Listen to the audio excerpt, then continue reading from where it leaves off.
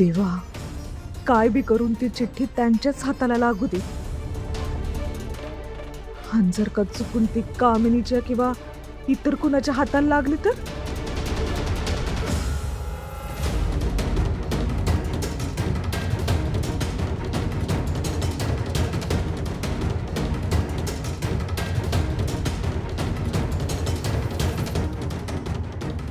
गौरी,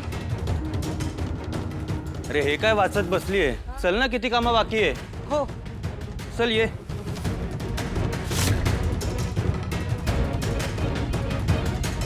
ओ, मला तुम्हाला सांगायचं आहे का कमळीच तुमची मोठी लेख आहे. तीच या घरची मोठी नाथ आहे.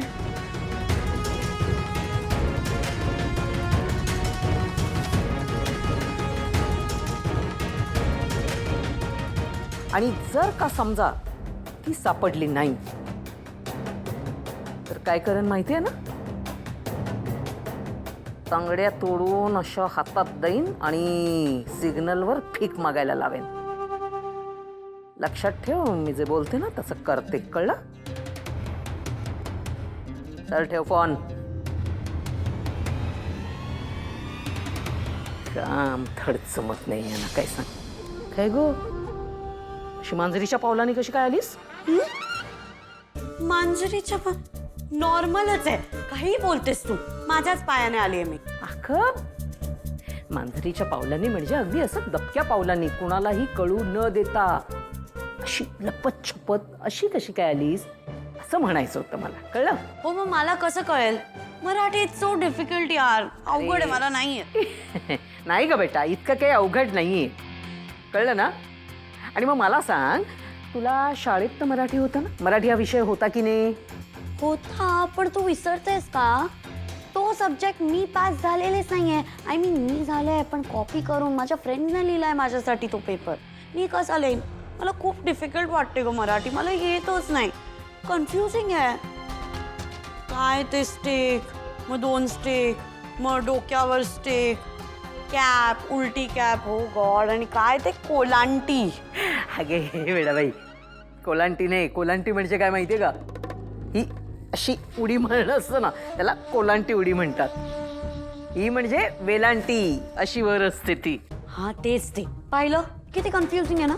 English is simple. खरं सांगू का, तुला ना थोडं थोडं मराठी वाचनाची अशी सवय करावी लागेल. नाही नाही, ऐकून घे माझं, ऐकून घे.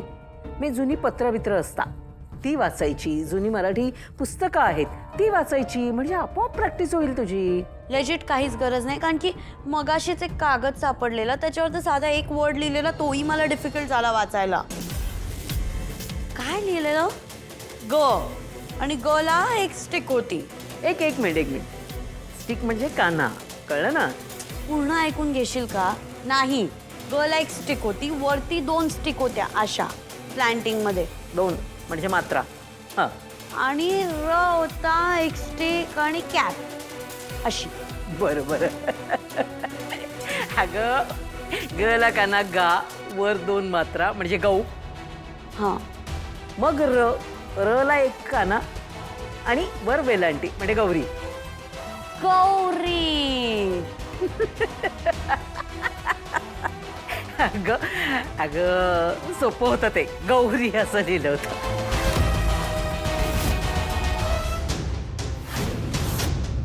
कमळे, हो अगं, अशी कशी काय पडलीस?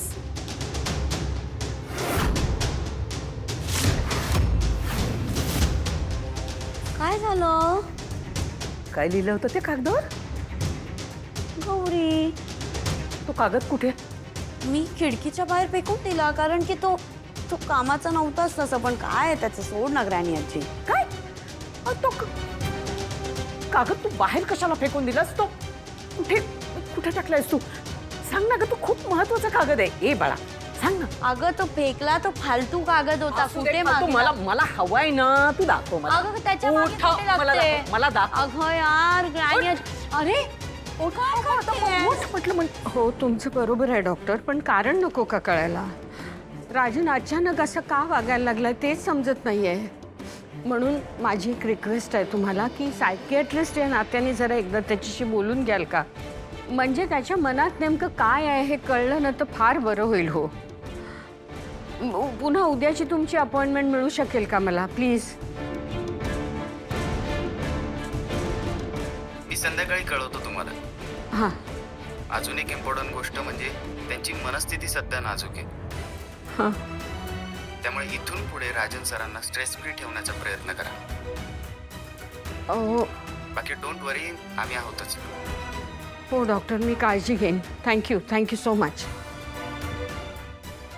आजी, तुम्ही मनोविकार तज्ज्ञाला फोन केला होता ना हो? खरं तसं बाबांना काही झालेलंच नाही. ते मला सुद्धा कळतंय ग, पण त्याच्या मनात काय आहे तो काही बोलतच नाहीये ना, कुणालाच काही सांगत नाहीये. आणि तू बघतीयस दिवसेंदिवस त्याचं दारू पिणं केवढं वाढत चाललंय ते. मग काय करू मी? असं नुसतं हातावर हात धरून बसणं मला शक्य नाहीये. लवकरात लवकर मला राजनला बरं करायचंय. काय चाललंय त्याच्या मनामध्ये, कसला त्याला एवढा त्रास होतोय हे मला कळलंच पाहिजे.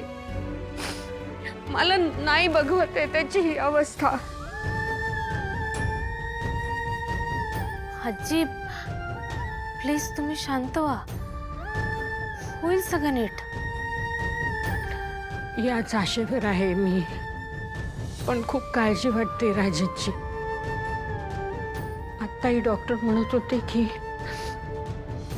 खूप डिस्टर्ब आहे तो, त्यामुळे त्याला आणि काही त्रास होईल, त्याच्या मनावर ताण येईल, असं काही त्याच्या आसपास घडू देऊ नका, नाहीतर आणखीन खचून जाईल तो, परिस्थिती बिघडून जाईल. तू विचारणार होतीस राजनला, विचारलंस का काय होतंय त्याला, काय झालंय, काय आहे त्याच्या मनामध्ये? बोलला का तो तुझ्याशी काही? सांग ना कमी, सांग ना. आजी मी विचारलं, त्यांनी काय सांगितलं नाही.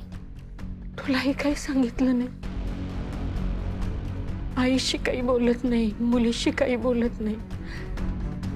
काय आहे काय त्याच्या मनात एवढं, काय चालतंय त्याला? तू त्याची मुलगी आहेस, माझी मोठी नात आहेस, हे कळलं तेव्हा केवढा खुश होता राजन. अगं बरोबर आहे ना, गेली कित्येक वर्ष तुला शोधण्यासाठी अक्षरशः जीवाचं रान केलं होतं त्यांनी, तुझ्यावर आणि तुझ्या आईवर. फार जीव आहे ग त्याचा. म्हणजे तुम्ही दोघी त्याच्या अगदी जीव के प्राण आहात कमळी. मी सुद्धा तू मला भेटावीस म्हणून किती पूजा अर्चा केल्या, होम हवन केलं, तुला माहिती आहे, तुला सांगितलं. खूप वाट पाहिली आम्ही दोघांनी तुझी.